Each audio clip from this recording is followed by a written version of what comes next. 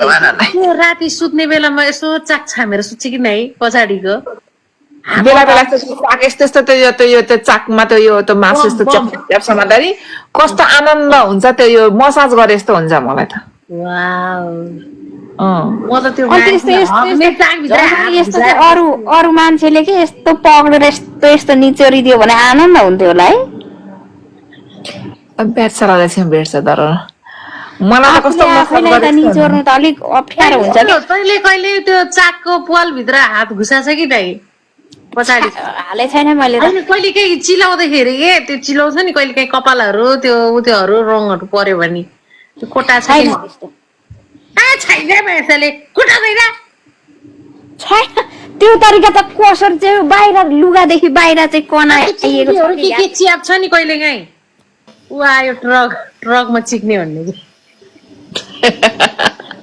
म त आइडी यस्तो ज्ञान